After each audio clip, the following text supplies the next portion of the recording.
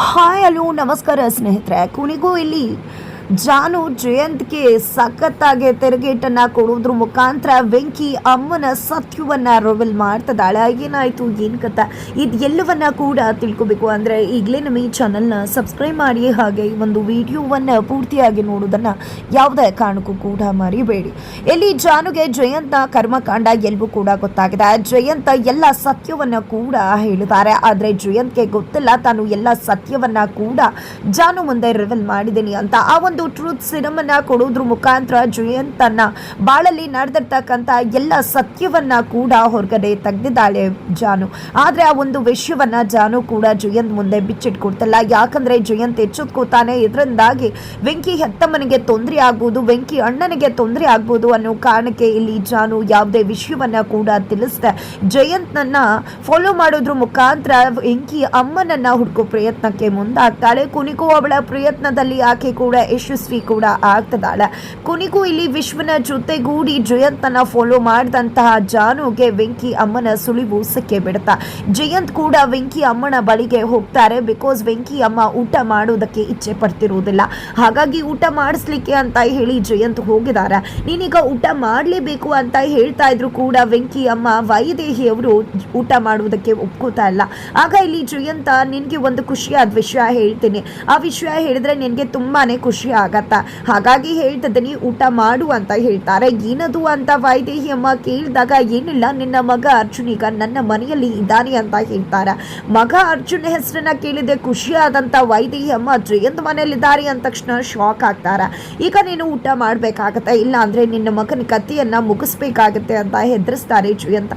ಹಾಗಾಗಿ ವೈದೇಹಿ ಅಮ್ಮ ಊಟ ಮಾಡ್ತಾರೆ. ವೈದೇಹಿ ಅಮ್ಮನ ಜೀವ ಇರೋದೇ ಮಗನನ್ನ ನೋಡ್ಬೇಕು ಅಂತ ಹೇಳಿ. ಅದೇ ಕಾರಣಕ್ಕೆ ವೈದೇಹಿ ಅಮ್ಮ ಜಯಂತನ ರಿಕ್ವೆಸ್ಟ್ ಮಾಡ್ಕೋತಿದ್ದಾರೆ, ದಯವಿಟ್ಟು ನನ್ನ ಮಗನನ್ನ ತೋರಿಸ್ಬೇಕು, ನೀನು ದಯವಿಟ್ಟು ತೋರಿಸ್ಬಿಡು. ಇವತ್ತಿಗೂ ನನ್ನ ಜೀವವನ್ನ ಉಳಿಸ್ಕೊಂಡಿದ್ದೀನಿ ಅಂದ್ರೆ ಅದಕ್ಕೆ ಕಾರಣ ನನ್ನ ಮಗನನ್ನ ನೋಡ್ಬೇಕು ಅನ್ನೋ ಆ ಒಂದು ಆಸೆ. ಅದರಿಂದಾನೆ ಇವತ್ತಿಗೂ ನಾನು ಜೀವನ ಇಟ್ಕೊಂಡು ಕೂತಿರೋದು, ದಯವಿಟ್ಟು ನನ್ನ ಮಗನನ್ನ ತೋರಿಸ್ಬಿಡು ಜೈ ಅಂತ ಹೇಳಿ ರಿಕ್ವೆಸ್ಟ್ ಮಾಡ್ಕೋತಾರೆ. ಆದ್ರೆ ಇಲ್ಲಿ ಜಯಂತ್ ಮಾತ್ರ ಇಲ್ಲ, ಯಾವುದೇ ಕಾರಣಕ್ಕೂ ತೋರಿಸೋದಿಲ್ಲ, ನೀನು ನನ್ನನ್ನ ಅರ್ಜುನ್ನಿಂದ ದೂರ ಮಾಡ್ದೆ ಅಲ್ವಾ, ಹಾಗಾಗಿನೇ ನಿನ್ಗೆ ಈ ಒಂದು ಶಿಕ್ಷೆ. ಅರ್ಜುನ್ ಕೂಡ ನನ್ನನ್ನ ದೂರ ಮಾಡ್ಕೊಂಡ, ಅದಕ್ಕೆ ಅವನಿಗೂ ಕೂಡ ಶಿಕ್ಷೆ. ನೀವಿಬ್ರು ಈ ಒಂದು ಜನ್ಮದಲ್ಲಿ ಮುಖಾಮುಖಿ ಆಗಬಾರ್ದು, ನೀವಿಬ್ರು ಮುಖ ನೋಡ್ಕೋಬಾರ್ದು, ಅದೇ ನನ್ನ ಒಂದು ಉದ್ದೇಶ, ಅದೇ ಒಂದು ನನ್ನ ಗುರಿ ಅಂತ ಹೇಳಿ ಜಯಂತ್ ಹೇಳ್ತಾರೆ.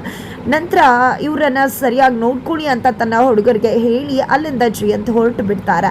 ಜಯಂತ್ ಆ ಕಡೆ ಹೋಗ್ತಾ ಇದ್ದಾಗೇನೆ ಜಾನು ಮತ್ತೆ ವಿಶ್ವ ಆ ಗೋಡೂನ್ ಹತ್ರಕ್ಕೆ ಬರ್ತಾರೆ. ವೈದೇಹಿ ಅಮ್ಮನನ್ನ ನೋಡ್ತಾರೆ.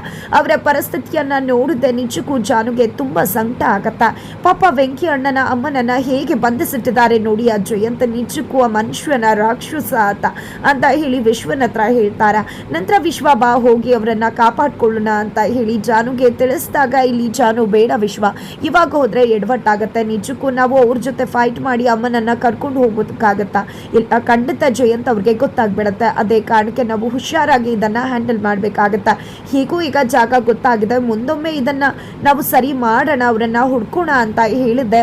ಇಲ್ಲಿ ವಿಶ್ವನನ್ನ ಲೊಕೇಶನ್ ಅನ್ನ ಮೆನ್ಷನ್ ಮಾಡ್ಕೊ ಅಂತ ಹೇಳಿ ಅಲ್ಲಿಂದ ಹೊರಟು ಬಂದ್ಬಿಡ್ತಾರೆ ಮನೆಗೆ. ಈ ಕಡೆ ಜಾನು ಬರೋಕ್ಕೂ ಮುನ್ನನೇ ಜಯಂತ್ ಮನೆಗೆ ಬಂದಿದ್ದಾರೆ. ವೆಂಕಿ ಮತ್ತೆ ಮಲ್ಲಿಗೆ ಆಲ್ರೆಡಿ ಜಾನು ಹೇಳ್ಕೊಟ್ಟಿದ್ರು, ಅವ್ರೇನಾದ್ರೂ ಬಂದು ಫೋನ್ ಮಾಡಿದ್ರೆ ಬಂದ್ರೆ ನಾನು ಹೊರಗಡೆ ಹೋಗಿದ್ದೀನಿ ಅಂತ ಹೇಳ್ಬಿಡಿ ಅಂತ ಹೇಳಿ. ಹಾಗಾಗಿನೇ ಇಲ್ಲಿ ವೆಂಕಿ ಮತ್ತೆ ಮಲ್ಲಿ ಇಬ್ರು ಕೂಡ ಜಯಂತ್ ಬರ್ತಿದ್ದಾಗೇನೆ ಇಲ್ಲಿ ಅಂಗಡಿಗೆ ಹೋಗಿದ್ದಾರೆ ಅಂತ ಹೇಳಿ ಸುಳ್ಳು ಹೇಳ್ತಾರೆ.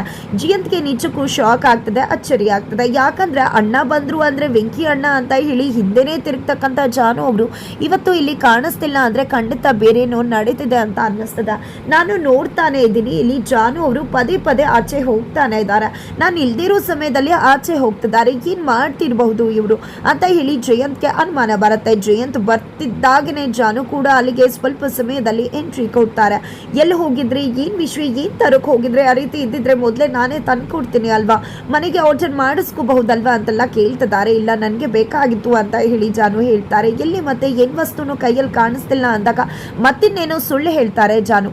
ಇದನ್ನ ನಿಜಕ್ಕೂ ಜಯಂತ್ಗೆ ನಂಬೋಕೆ ಆಗ್ತಿಲ್ಲ. ಮೊದಲೇ ದಿನಾನು ಅದೇ ರೀತಿ ಹೇಳಿದ್ರು, ಅವ್ರು ಬಂದ್ಬಿಟ್ರು, ಹಾಗಾಗಿ ವಾಪಸ್ ಆಗ್ಬಿಟ್ಟೆ ಅಂತ ಹೇಳಿ. ಈ ಬಾರಿ ಕೂಡ ಇನ್ನೇನೋ ಸುಳ್ಳು ಹೇಳ್ತಿದ್ದಾರೆ, ಆ ವಸ್ತು ಸಿಕ್ಲಿಲ್ಲ ಅಂತ ಹೇಳಿ. ಇದನ್ನೆಲ್ಲ ಯೋಚನೆ ಮಾಡ್ತಿರೋ ಜಯಂತ್ಗೆ ನಿಜವಾಗ್ಲೂ ಕೂಡ ಜಾನು ಮೇಲೆ ಅನುಮಾನ ದಟ್ಟವಾಗ್ತದೆ. ಇತ್ತೀಚೆಗೆ ಜಾನು ಅವರ ನಡವಳಿಕೆ ಖಂಡಿತ ಸರಿಯಾಗಿಲ್ಲ, ಬೇರೆದೇ ರೀತಿ ಅನ್ನಿಸ್ತಿದ್ದಾರೆ. ಅದರಲ್ಲೂ ಅವತ್ತು ಕೆಫೆಗೆ ಹೋದಾಗಿಂದಾನೆ ತುಂಬಾ ವ್ಯತ್ಯಾಸ ಕಾಣಿಸ್ತಿರೋದು. ಆ ಕೆಫೆಯಲ್ಲಿ ಎಂದೂ ಪ್ರಜ್ಞೆ ತಪ್ಪದಿರೋ ನಾನು ಅವತ್ತು ಪ್ರಜ್ಞೆ ತಪ್ಪ ನಂತರ ಏನೋ ಆಗಿದೆ, ಏನೋ ಇಲ್ಲಿ ಚುಚ್ಚಿದಾಗಾಯ್ತು ಅಂತ ಅನ್ನಿಸ್ತು. ಆದ್ರೆ ಜಾನು ಅವರು ಆ ರೀತಿ ಏನೂ ಇಲ್ಲ ಅಂತ ಹೇಳಿದ್ರು. ನನಗೆ ಆ ರೀತಿ ಆದ್ರೂ ಹಾಸ್ಪಿಟಲ್ಗೆ ಕರ್ಕೊಂಡು ಹೋಗದೆ ಆರಾಮಾಗಿ ಅವರು ಹೇಗೆ ಅರ್ಧ ಗಂಟೆ 1 ಗಂಟೆ ಟೈಮ್ ಕುಳಿತುಕೊಂಡಿದ್ರು. ಜೊತೆಗೆ ನಾನು ಅವತ್ತಿಂದ ಹೇಳ್ತಾ ಇದ್ದೀನಿ ಏನೋ ಆಗಿದೆ ಅಂತ ಹೇಳಿ, ಬಟ್ ಅದನ್ನ ಡೈವರ್ಟ್ ಮಾಡೋದಕ್ಕೆ ಅವರು ನೋಡ್ತಾನೆ ಇದ್ದಾರೆ. ಇಲ್ಲ, ಏನೋ ಆಗಿದೆ ಅವತ್ತು, ಖಂಡಿತವಾಗ್ಲೂ ಅವತ್ತಿಂದನೇ ಇಷ್ಟೆಲ್ಲ ಆಗ್ತಿರೋದು. ಆದ ಮೇಲೆನೆ ನಾನು ಮನೇಲಿ ಇಲ್ದಿರೋ ಸಮಯದಲ್ಲಿ ಜಾನು ಅವರು ಕೂಡ ಮನೇಲಿಲ್ಲ. ಏನು ಮಾಡ್ತಿರಬಹುದು ಅವರು? ಖಂಡಿತ ಅಮ್ಮನೇನಾದ್ರೂ ಹುಡ್ಕೋ ಪ್ರಯತ್ನಕ್ಕೆ ಮುಂದಾಗ್ತಿದ್ದಾರೆ. ಅದೇ ಕಾರಣಕ್ಕೆ ಅವರು ನಾನು ಹೋಗ್ತಿದ್ದಾಗಿ ಮನೆಯಿಂದ ಆಚೆ ಹೋಗ್ತಿದ್ದಾರೆ ಅಂತ ಹೇಳಿ ಜಯಂತ್ಗೆ ಅನುಮಾನ ಶುರುವಾಗುತ್ತೆ. ಹೌದು, ಜಯಂತ್ನ ಅನುಮಾನ ನಿಜ ಆಗಿದೆ. ಇಲ್ಲಿ ಜಾನು ಮನೆಯಿಂದ ಆಚೆ ಹೋಗ್ತಿರೋ ಕಾರಣನೇ ಜಯಂತ ವಿರುದ್ಧ ಒಂದು ಸಕ್ಸಸ್ಫುಲ್ ಆಗಿ ವೆಂಕಿ ಅಮ್ಮನನ್ನ ಕಾಪಾಡಬೇಕು ಅಂತ ಹೇಳಿ ವೆಂಕಿ ಅಮ್ಮನನ್ನ ಹುಡುಕೊಂಡೇ ಜಯಂತ್ನ ಫಾಲೋ ಮಾಡ್ತಿರೋದು ಜಾನು. ಬಟ್ ಜಯಂತ್ಗೆ ಗೊತ್ತಿಲ್ಲ, ಆಕೆ ನನ್ನನ್ನೇ ಫಾಲೋ ಮಾಡ್ತಿದ್ದಾಳೆ, ಆಕೆಗೆ ನಾನೇ ಕೂಡ ಹಾಕಿದ್ದೀನಿ ಅನ್ನೋ ವಿಷಯ ಗೊತ್ತಾಗಿದೆ. ಜೊತೆಗೆ ಆಕೆ ತನ್ನ ತಾಯಿ ಅಲ್ಲ ಅನ್ನೋ ವಿಷಯ ಕೂಡ ಗೊತ್ತಾಗಿದೆ ಅನ್ನೋದು ಜಯಂತ್ಗೆ ಯಾವುದೇ ಕಾರಣಕ್ಕೂ ಗೊತ್ತಿಲ್ಲ. ಆ ಒಂದು ಸುಳಿವು ಕೂಡ ಜಯಂತ್ಗಿಲ್ಲ. ಈ ಕ್ಷಣಕ್ಕೂ ನನ್ನಮ್ಮ ಅಂತಾನೆ ಅನ್ಕೊಂಡು ಹುಡುಕ್ತಿದ್ದಾರೆ ಅಂತ ಅನ್ನಿಸ್ತಿದೆ ಅಂತಾನೆ ಜಯಂತ್ ಕೂಡ ಈಗಲೂ ಕೂಡ ಭಾವಿಸ್ತಿರೋದು. ಬಟ್ ಆಲ್ರೆಡಿ ಜಾನುಗೆ ಜಯಂತ್ ತಾಯಿ ಅಲ್ಲ, ಅದು ವೆಂಕಿಯ ಅಮ್ಮ ಅನ್ನೋ ಸತ್ಯ ಗೊತ್ತಾಗಿದೆ. ಹಾಗಾಗಿ ಅವತ್ತು ವೆಂಕಿ ಹತ್ರ ಜಾನು ಹೇಳಿದ್ದು ವೆಂಕಿ ಅಣ್ಣ ಕಳ್ಕೊಂಡಿರೋದು ಎಲ್ಲವನ್ನ ಕೂಡ ಅವ್ರಿಗೆ ವಾಪಸ್ ಕೊಡಿಸ್ತೀನಿ ನಾನು ಅಂತ.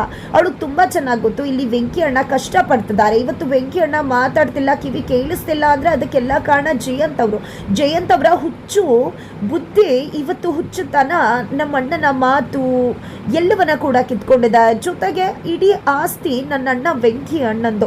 ಆದ್ರೆ ಈ ಜಯಂತ್ ಅವರು ಇದೆಲ್ಲವನ್ನ ಕೂಡ ಅನುಭವಿಸ್ತಿದ್ದಾರೆ. ಅದಕ್ಕೆ ಇವರು ಯೋಗ್ಯರೇ ಅಲ್ಲ.